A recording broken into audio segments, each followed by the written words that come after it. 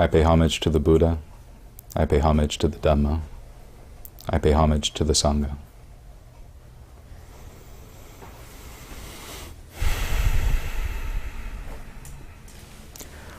Well, I want to wish you a happy Father's Day for the fathers that are out there. I know that we have at least a couple out here today. I hope also that everyone's doing well. It's a nice day. This is a great way to spend a quiet Sunday. Me, I'm feeling okay. You might have noticed if you took a good look at me that I'm sunburned. You might even be wondering how it happened, you know, the transformation from Dharma teacher to Dharma lobster. And I was at a graduation yesterday. It was my sister's graduation. She graduated from UC Santa Barbara.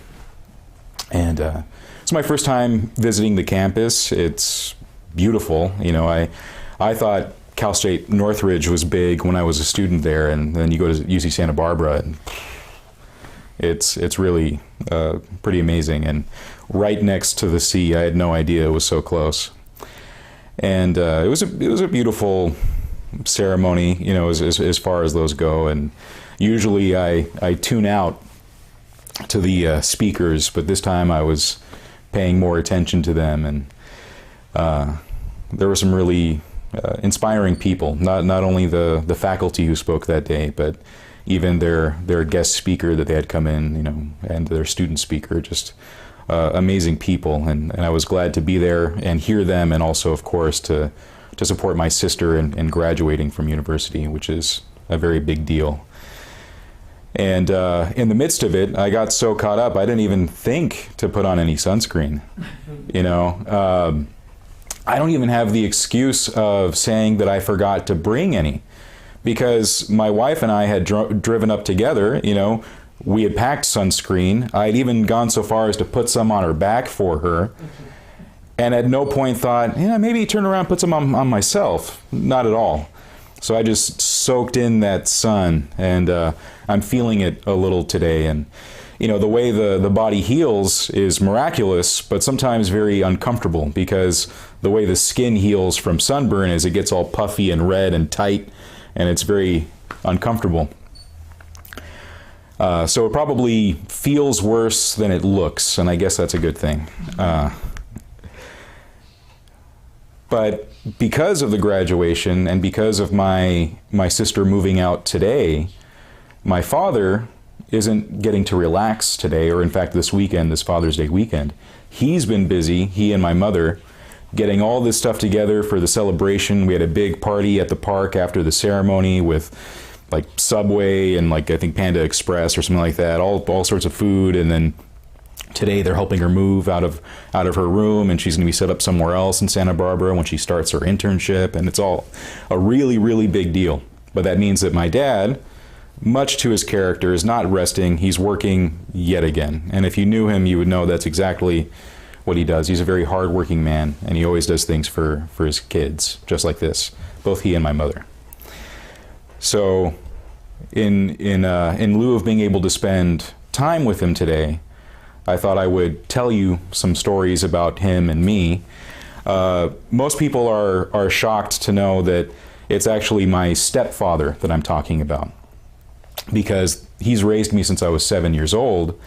And although we don't really look like we're related, I act just like him, I talk just like him, and so people often confuse us on the phone, and it's just one of those things where there's something about us now where, you know, coworkers will see a picture of me and they don't know the story, they just know I'm his kid, and they go, you know, I can see it, he looks like you.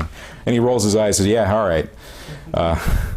Because, you know, I'm a very tall and big guy, and, you know, not necessarily light-skinned, but not really dark either. And my stepfather is of Mexican descent, but he's of indeterminate ethnicity if you ever actually meet him, because he's just very, very dark-skinned, very tall, a lean guy, and no one knows where he's from. People are shocked to hear that he's Mexican, because he's a chameleon, you know.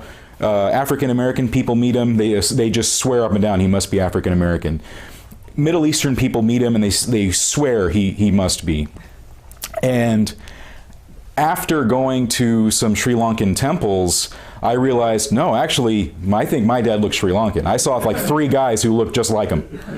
I don't know if my dad has made this connection yet. This whole time he thought he was Mexican. But we met when I was 7 years old, and I do have a biological father. I've seen him a few times every year my whole life after my parents separated when I was about 5 or 6 years old. So he is a presence in my life, and we're not strangers by any stretch, my biological father and I. But he, because of the way families sometimes separate and form different groups, he ended up raising my stepsister and my half-brother. And my sister Jenna and I were raised by my mom and my stepdad, who I just call Dad now. And then about a year into their marriage, my half-sister Ivy, the one who graduated yesterday, was born, and I just call her my sister. That's just the way it works for us, And the odd thing is, my dad and I, meaning my stepdad, technically met before my mom introduced us by about 5 minutes or so. It was a school day, and my babysitter at the time was my great aunt on my biological father's side. We've kept it really mixed up. You might not be able to keep along, but I hope it's a good story anyway. And so she was my babysitter. This is my paternal grandfather's sister, who had moved in to be my babysitter. My great aunt Emma. She passed away a few years ago. And so for some reason she couldn't take me to school that day or walk me home. So I decided that I was going to ride my bike to and from school. And I'm not particularly adventurous. I'm not a risk taker. Even at that age, I wasn't. I don't really know how to do any tricks on my bike. But that was the day I decided to give it a shot at 7 years old. I don't know why. It wasn't a smart idea. And I was about a block away from home when I decided I'm going to jump this curb. And I mostly fell off the curb and fell onto the street. And as I'm getting up, I see this man driving and turning into the street in this truck. And he stops, and he's watching me. I just think, stranger danger. I mean, that's my first thought. And so I stare this guy down with the meanest look I could possibly give. Like, leave me alone, as I'm picking up my bike. And I can tell that he's conflicted, but I don't know why. And he just stares for a bit, thinks better of it, and then just keeps driving. And so I ride my bike the rest of the way to the house, and it's the same guy sitting there in the living room with my mom. I couldn't believe it. And, I don't remember much of the conversation, but it was my chance to meet this guy. I do remember that this was the first guy my mom dated after the divorce that I actually liked. She didn't date a lot, maybe 2 or 3 guys. One guy, he tried to shake my hand the first time we met. I looked at him blankly and then walked into my room and closed the door. I never saw him again. Another guy seemed nice enough, but it didn't really feel sincere, and I just didn't like him around. But this guy, for some reason, I liked. And I don't know why. Maybe there was something there. We talk about rebirth in Buddhism. Perhaps there was some kind of connection there. Maybe we had known each other before. I don't know. My mom thinks so, maybe, because during that meeting, when we first met, my mom said something funny. My future dad and I both laughed in the same way and then crossed our legs the exact same way. And she cracked up laughing, and we both said, "What?" So maybe it was already kind of there. Now, I'm really shocked that things worked out as well as they did. Not between my mom and my dad, because they're great together. The moment they got married, they've been amazing. They're, for me, the best example of what it means to be a husband and wife. They're a great team.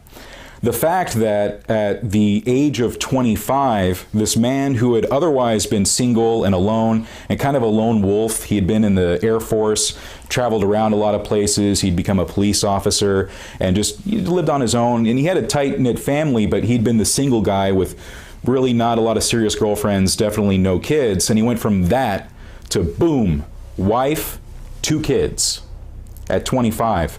I'm older than that now. I'm older than he was at the time, and I'm trying to wrap my head around being 25 and then having a 7 and like a 1.5, 2-year-old.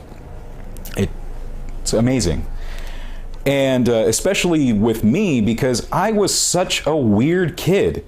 Like, I think the Christmas of that year, I decided I wanted to be a bird, and I asked if I could turn the Christmas tree into like a bird's nest or something after they were done with it. So I remember them dragging out the tree to the yard for me, and they gave me a little saw, and I was trying to make enough room so that I can kind of, I don't know, roost? I don't know what I wanted to do. You know, I was a really fanciful kid. I had this big imagination, and this guy just had to deal with it. You know, I was completely afraid of the dark. I thought ghosts and monsters and aliens were after me always, and I'd wake up this poor man in the middle of the night, and I have memories of him being out on the lawn in his boxers, like, there's nothing out here. And he was right, but, you know, I was really scared. And he thought the best idea would be, all right, we got to get this kid to stop being afraid of monsters. Let's rent some classic horror movies, sit him down and watch, right? The thing is, you'd think either it would work terribly and I'd be even more scared, or maybe it would work and I'd be like, you know what, maybe it isn't so bad. The other thing happened. I became a horror movie fanatic. He did not see that coming.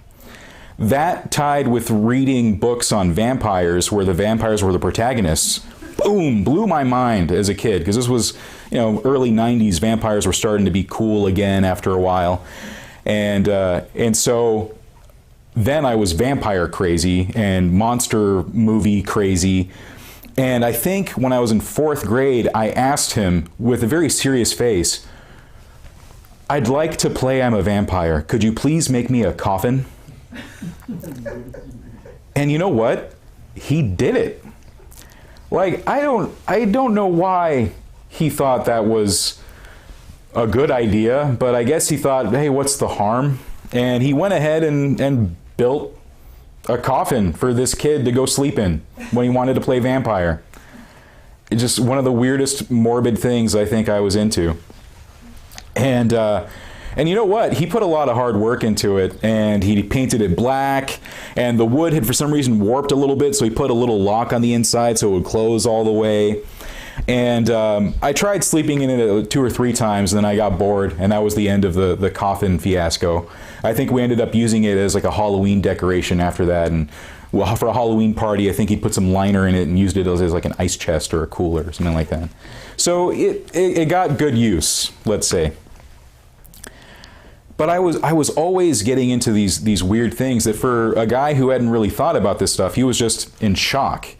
You know, at that time, my mom really hadn't had a religion of any kind. She had a belief in God, but not anything too serious. But then when she met my dad, they decided that they were going to, you know, do the whole Catholic thing. He had been raised Catholic, so she went through the conversion process, and I went along with that because I was, about that time, 8 years old. And they thought, great, we'll just give him a little grounding in religion so he's got a sense of morality and he'll know some right and wrong, maybe have some sense of comfort. And then again, being the passionate kid I was, I went religion crazy. Not just for Catholicism, but like for every religion. I was voraciously reading things and watching documentaries.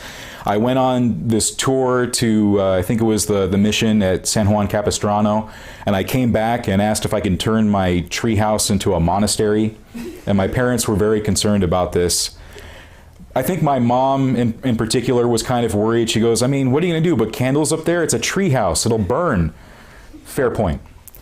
But for a kid that weird, surprisingly, I didn't have a lot of friends, so I didn't really have much to do in a treehouse until then. You know, at that time, I'd asked my dad once again, like, hey, build me something again. And I wanted a treehouse, and he built one.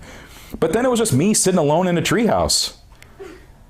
So I thought, why not a monastery? You know, I'm already kind of doing it. And you know, in a little bit, I'll get into a particular sutta, and in that the Buddha talks about what it means to be a good son and what it means to be a good parent. And some of the things that they'll talk about in there, the Buddha talks about is how, you know, a parent's job is to, you know, dissuade a child from evil, persuade them to do good. And I think my dad really managed to do that in spite of having this really weird kid. He's like, well, all right, he's not hurting anyone. He just thinks he's a vampire. It's fine. And he wants to go pray. That's got to be good, right? And that's fine too. But then he would really listen to me. He would take me seriously. And that was important, because when you're a weird kid and you have this active imagination, it's nice to know that no matter how outlandish the thing you have to say is, you've got a guy who will listen whether or not he understands it. And so even when I got a little older and I was starting to experiment with the occult a little bit, they were fine with that too. They wondered what the incense was about. I think the first time I lit some sage, my mom thought it was pot, which was adorable. But they were, again, okay with it. Like, well, all right, let's look into what you're actually doing. And they found out that most of the pagan stuff that people are into is really about nature veneration. They said, you know what, that's fine. Go hug trees. It's fine. Just, you're not doing drugs. It's cool. And really, that's probably a good way to go about making sure your kids aren't actually getting into trouble, is letting them be curious about weird stuff, but making sure they're actually safe while they do it. And so I had parents that were totally fine with me dyeing my hair, and naturally, I never wanted to dye my hair. They're like, it's fine, go ahead, dye your hair any color you want. You want to? Nah, not really, I'm fine. I'm going to read this book and go meditate. All right, kid, you have fun. You do you. And that's sort of how it's been. You know, I remember that at one point, you know, my thoughts started to get kind of dark. You know, you hang out with vampire kids and goths enough, you start to get a little depressed. And my dad and I would start going on walks together. And that was really nice too. For a while there, we had this tradition where in the afternoon, after we had dinner, he and I would go on a walk, and I could talk about anything I wanted to talk about. And it could be something that I had read in some book on Tibetan Buddhism. It could be some passage I read from the Necronomicon. Like, no, it's cool because there's these weird demons with these names. And he goes, why would you want to summon any of those? I said, good point. They're kind of scary. And I stopped reading that, you know.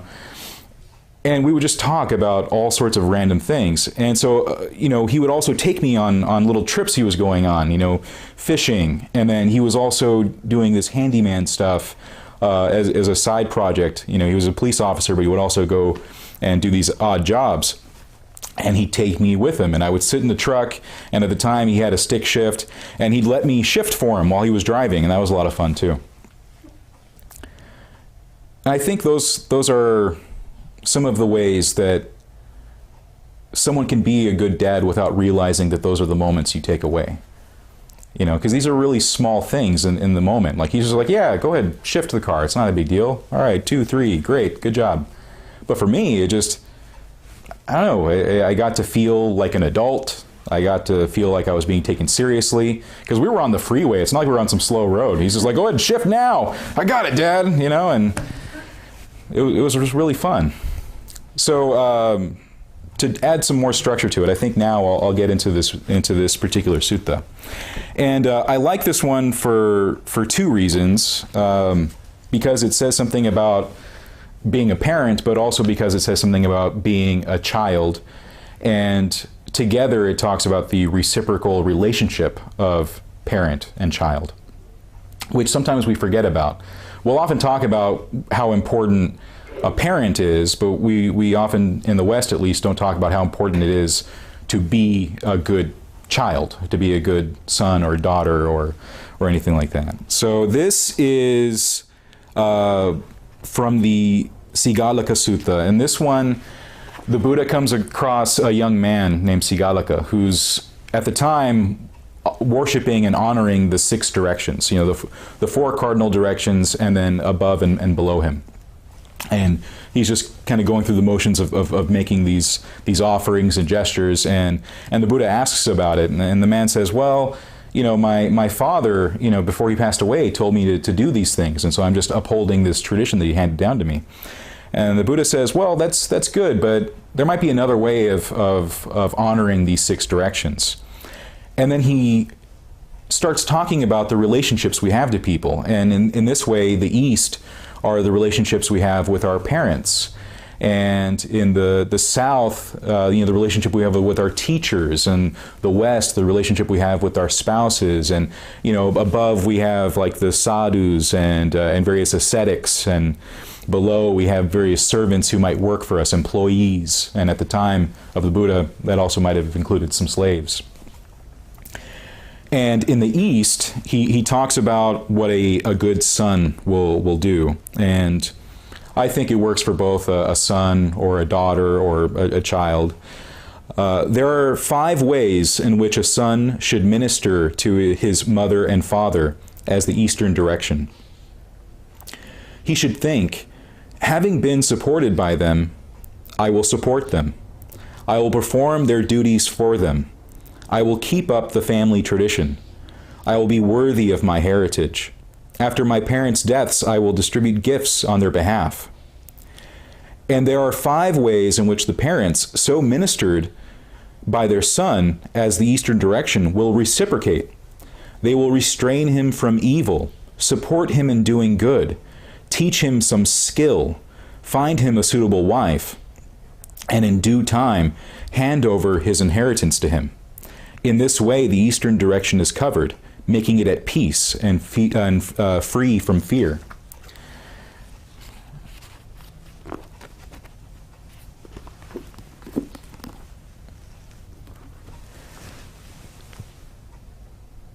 So the stories I was sharing earlier, I think was, in my eyes, a very good way for my father to make sure I wasn't getting up to any mischief. I got to read really interesting books and have a really colorful imagination. I got to feel like I could explore and have fun in a safe environment. And I always felt like I could actually go to my parents and talk to them about these things and be taken seriously. And this continued all throughout my adolescence as well. They allowed me to explore religion, which for a lot of people, that's not what they get to have. They're often told what religion they will be or won't be until they're of age and they can move out and make up those choices for themselves. But all along the way, I was allowed to explore. When I was 17, I was very interested in Druidism, and there was a group in the United States, ADF, that I wanted to join. And at that time, I was just a few months, I think, from being 18, and I could have just done it myself and it wouldn't have mattered. But I couldn't wait. I was impatient, and I wanted to be a part of this religious group that my parents really knew nothing about. And to join at 17 when you don't have parents that are already members, you have to go through a process where you have to get a notary to sign stuff and stamp and the whole thing.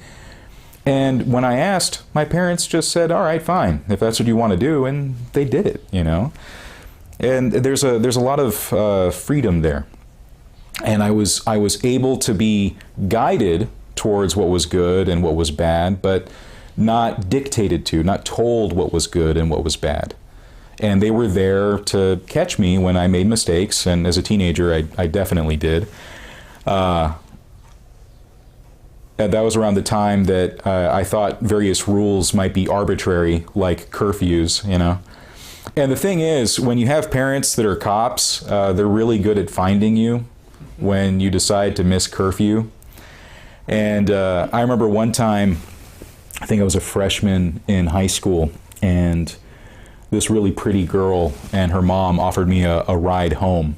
And I thought, all right, that's fine. That should be okay. Even though I was told to never take rides from anyone, I was just supposed to walk home, and that was it.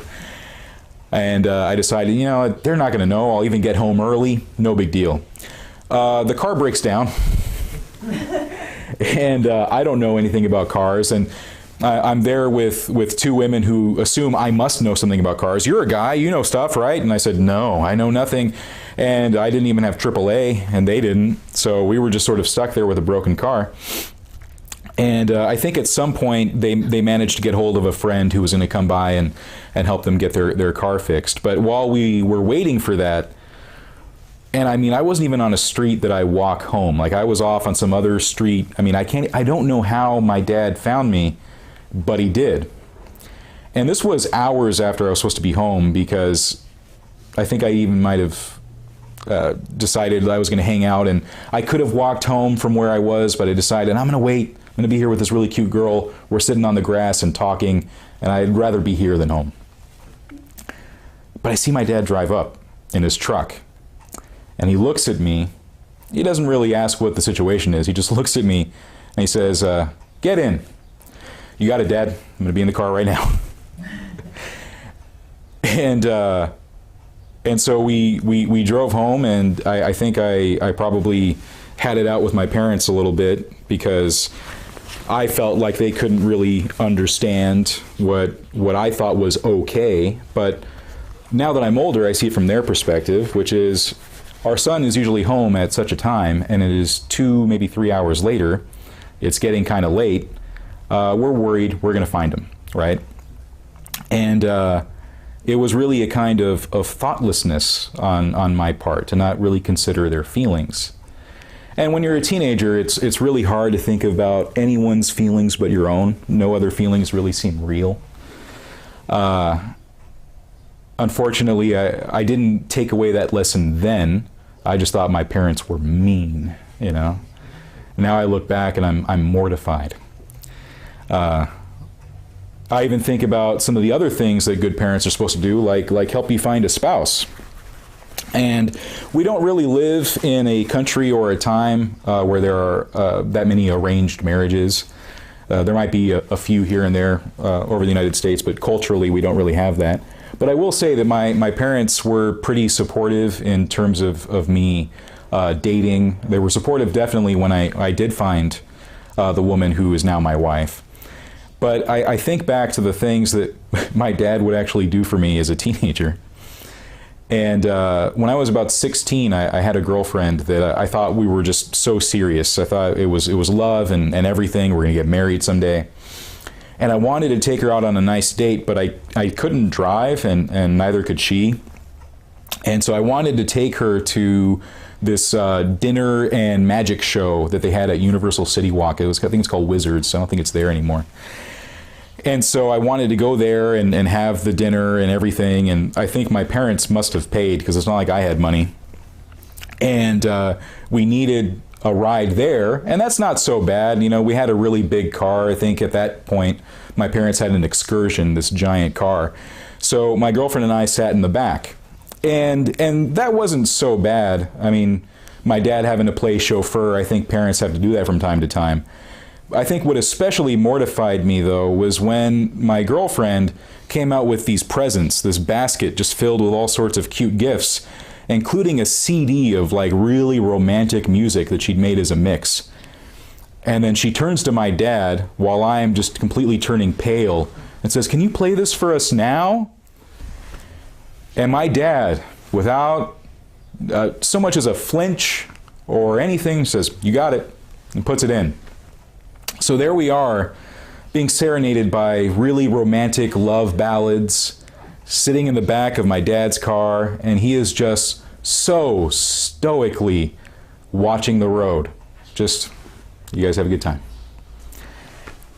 And I look back now, and I mean, even then, I was pretty mortified, but especially now. And you know what? He never said anything about it. He never teased me. And with some of the songs on that CD, he really should have. I mean, I would have.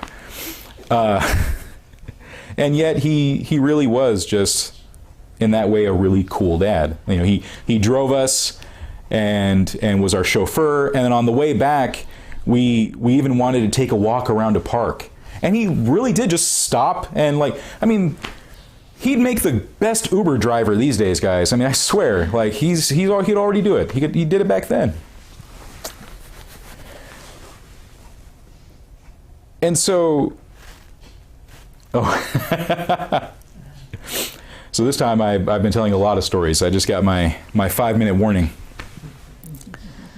So I hope the stories were entertaining and in some way reflective of the kind of upbringing I've had. You know, I'm not a father myself, so on Father's Day I really can't tell stories about what it's like to be a father. I can only really tell stories about what it's like to be a son. And I feel really fortunate that I've had the father I've had from age 7 onward. And I'll tidy this up with a bow, I think, by also saying that in the West we often think about the Buddha as this great teacher, but we often don't think about him as a father. And he was. And because of his choice to become an ascetic, he wasn't there for the first 7 years of his child's life. The Buddha really became a father when his son was at the age of 7. And his son asked for his inheritance. The Buddha made him a monk. And they were monks together. And in the suttas, there are stories of the Buddha giving teachings specifically to his son and teaching him those same things: how to avoid evil, how to be good, and how to be in the world, and how to accumulate wisdom. And so if having a father from the age of 7 onward was good enough for Rahula, certainly seems good enough for me. So those are my thoughts for Father's Day. And if I spoke at length, I apologize. It's only because I have so many fond memories. Thank you.